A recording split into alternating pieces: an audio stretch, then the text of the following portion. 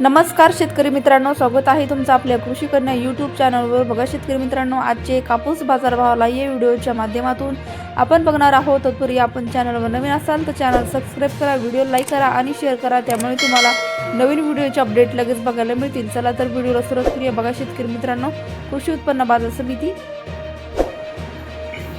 पारशिवनी आवक आलेली आहे 664 क्विंटल, किमान दर 7,800 रुपये, कमाल दर 8,400 रुपये, सर्वसाधारण दर 8,200 रुपये। पुढील बाजार समिती सिंधी सेलू आवक आली आहे 466 क्विंटल, किमान दर 8,850 रुपये, कमाल दर 9,670 रुपये, सर्वसाधारण दर 9,250 रुपये।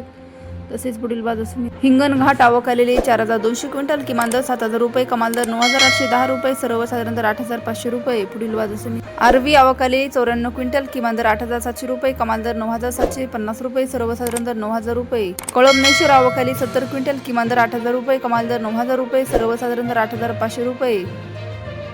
घाटजी आवक आलेली आहे 1,791 क्विंटल, किमान दर 7,800 रुपये, कमाल दर 9,600 रुपये, सर्वसाधारण दर 9,150 रुपये।